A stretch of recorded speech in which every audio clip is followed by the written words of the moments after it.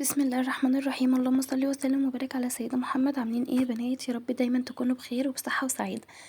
النهارده معانا اسهل حاجة في النواعم، يعني عايزة اقول لكم دي اسهل حاجة في النواعم، مش متعبة وما شاء الله في ثانية بتكون خلصانة.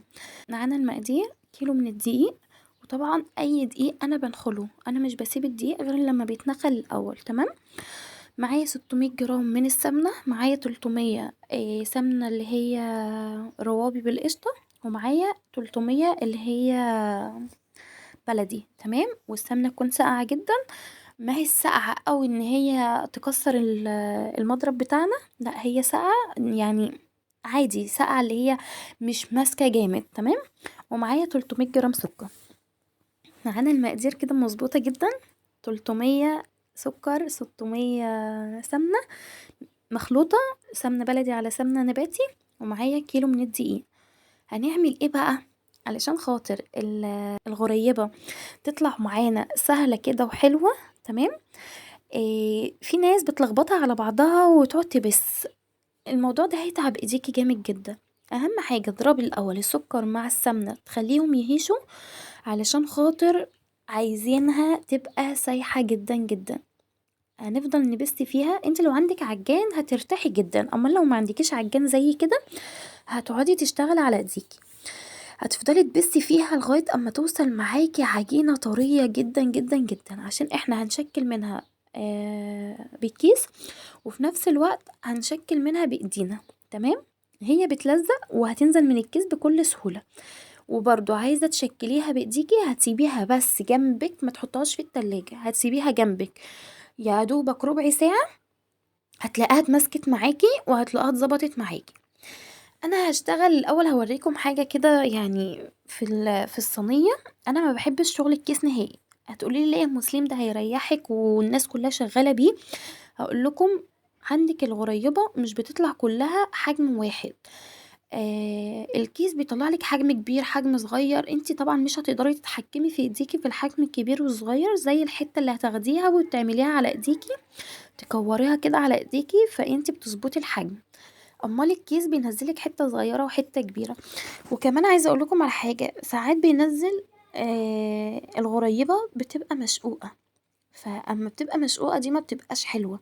ومحدش بيقولك على المعلومه دي، يعني في ناس بتقولك دي ما شاء الله بيسهل عليكي حياتك كلها وبيقعدوا ينزلوا قدامكم كده. بس عايزه اقول لكم ان هو قعدت اعمل، يعني انا بعملها على طول اول صاج كده ما هوش حلو. يعني انا ما يعني قعدت اشيل وقعدت احط، انا مش حابه الكيس نهائي. انا عشان انا متعوده على طول بعمل بايديا، مش حابه موضوع الكيس ده. وبيطلع لك كده بوز من فوق، البوز ده اصلا يعني انت لو حطيتي عليه الفستق او اللوز او العين الجمل او اي حاجه انت شكلت عليها من فوق، الموضوع مش بيطلع معاكي بسهوله، مش بيطلع معاكي حلو. يا دوبك انت هتحطي الحاجة من فوق كده هتحسي ان اصلا الغريبة بقت فرشة معاكي وما هيش حلو. فموضوع الكيس ده بصراحة بالنسبة لي انا ما كانش حلو، علشان انا بحب اصلا اكور الغريبة على ايديا كده. بحس كده اللهم بارك ما شاء الله بتبقى حلوة قوي. اقعد اخد حتة كده واحطها في المكسرات واحطها على الصينية وما شاء الله بتبقى جميلة جدا. الكيس بصراحة ما كانش عاجبني نهائي. الصاج ده بس اللي عملته بالكيس، والباقي كله انا عملته على ايديا. عايزه اقول لكم كانت دايبه دوبان، اللهم بارك، كانت تحفه جدا، طعمها كان خطير. عايزه اقول لكم ان احنا اصلا يعني احنا بناكل من النواعم دي من قبل اصلا ما ابيعها. يعني انا اللهم بارك عملت حوالي 20 طبق، وتفضل معايا نواعم كتير جدا، اتفضل معايا بسكوت، وتفضل معايا الكحك ما تفضلش معايا غير 2 او 3، مش فاكرة والله هما كانوا اتفضل معايا كام بعد ما عملت الاطباق المشكلة.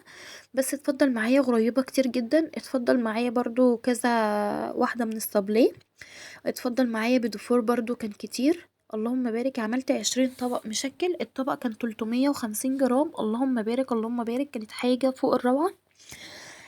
الاسعار ان شاء الله هقولها لكم في الفيديو بتاع الصابليه، اقول لكم كل الاسعار اللي انا طلعت بيها. عايزة اقول لكم ان الناس عندي هنا في البلد علشان هم بيعملوا من المصنع، بيعملوا الكيلو الدقيق صافي يطلع لهم مثلا 2 كيلو بسكوت، كيلو ونص كحك يطلع لهم مش عارف قد ايه، بيعملوها عندنا هنا ب120 جنيه. فالناس عمرها ما هتاخد من الست اللي شغالة من البيت، غير في الاطباق المشكلة لما انا عملتها. طبعا الصبل خطف عينيهم، عايزين يدوقوا الحاجة ديت. بصراحة كلهم شكرولي فيها، كلهم اللهم بارك اخدوها. بس عايزة اقول لكم محدش حجز معايا كحك وبسكوت السنة دي، ان الاسعار بصراحة كانت غالية. ما يعني هم قالوا لا احنا هنجيب من المصانع الكيلو دقيق صافي ب120، احسن ما اروح اجيب كيلو بسكوت واحد ب200 او 250 او ب240 او الكحك ب250، فهما مرضوش. طبعا انا عاملة بسمن خليط بلدي صافي على نباتي، فهم طبعا مستغلين الموضوع، مش ماليين عينيهم يعني ان هم يجيبوا كيلو كحك واحد، بس كيلو واحد ب200 وحاجة. عندهم مثلا هيروحوا يجيبوا الدقيق اعمل لهم مثلا كيلو ونص كحك ب120 جنيه، فدي بالنسبة لهم حاجة كبيرة جدا وحاجة حلوة. ف ربنا يرزق الجميع يا رب. هو انا اصلا حتى لو كان حد طلب مني انا ما كنتش هشتغل، علشان بصراحة انا مرهقة جدا جدا. نضفت البيت، غسلت الستاير، نزلت حاجات كتير وعملت حاجات كتير، فما كنتش اصلا فاضية ان انا انزل لكم فيديوهات، ومش فاضية ان انا اعمل اي حاجة. والله العظيم انا اشتغلت طرق كتير ما صورتهاش، ولا اي فيديو ولا اي حاجة نزلت. تعبت جدا، ما عادش فيا طاقة ان انا اقوم اشتغل. عايزة اقول لكم ان انا عملت كحك وعملت بسكوت، مش قادرة اقوم اشتغل ولا في الصابليه ولا في البيض فول لينا احنا يعني، مش لاي حد تاني، مش هشتغل لاي حد ولا هعمل اطباق مشكلة تاني. فخلاص انا ما عدتش قادرة اقوم اتحرك من مكاني. العيال اصلا هدني هدة وحشة. ما بشتغلش الا لما بنتي تكون على ايديا. بصراحة اليومين دولت صعبين عليا جدا جدا، وطبعا برضو الدور جالهم تاني وتعبوا مني، وانا برضو تعبت، خلاص كله جه على دماغي مرة واحدة. فبصراحة ما عدتش هشتغل نواعم تاني بقى، خلاص الحمد لله على كده. ربنا رضاني في الاطباق اللي هي المشكلة، فالحمد لله والشكر لله يا رب. طبعا بقى خلاص هنزل لكم ان شاء الله بقى فيديوهات على طول كده بتاعة التراث ان شاء الله، لو جالي شغل تاني ان شاء الله برضو لو اي حاجة جاتلي انا هعملها معاكم، اعرفكم على كل حاجة وكل تفصيلة وكل اي حاجة انتوا تطلبوها مني. انا بعمل الحاجة دي لله والحمد لله يا رب، الحمد لله احمدك واشكر فضلك. طبعا انا كورت الغريبة كلها مقاس واحد، ما فرشتش الفرشة اللي هي الكبيرة قوي، هي فرشت حاجات بسيطة جدا جدا. اللون بتاعها من تحت انا مش عايزة لون احمر علشان هي ما تقرقش معاكم او تقطم معاكم. اللهم بارك، كانت تحفة جدا، كانت ناعمة ودايبة كده، اللهم بارك، كانت حاجة فوق الروعة. اللون بتاعها من تحت لون ابيض محمر، حاجة بسيطة جدا جدا، الله شكلها حلو زي اللي انا هوريها لكم. في حد كان بيقولي الغريبة بتبصم مني. عايزة اقولك الغريبة لما تطلع من الفرن ما تمسكهاش بايديكي نهائي، سيبيها ترتاح جنبك كده وتبرد خالص، سيبيها ساعة ساعتين تلاتة، اعملي شغلك، اغسلي مواعينك، خلصي دنيتك، وبعد كده ابقى عبيها بقى وشوفيها. انا مسكتها قدامكم والله العظيم اتكيت عليها ومسكتها بايديا، اقسم بالله ما كانت بتبصم نهائي ولا اي حاجه يعني. انا بوريلكم الحاجه قدامكم تبقى واضحه وكل حاجه، اللهم بارك، كانت تحفه. عبتها بقى في العلبه دي بصراحه شيك كده وجميله، كنت جايباها بحاجه و20 جنيه، 24 او 26 مش فاكره بصراحه. عبيت فيها علشان اصورها، وطبعا انزلها عندي، اللهم بارك، كانت تحفه قوي وكانت شكلها كيوت وشكلها تحفه قوي قوي.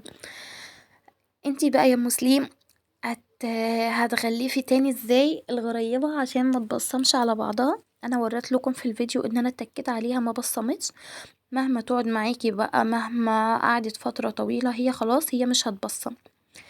اللون بتاعها شايفين اللون عامل ازاي؟ كان تحفة تحفة تحفة.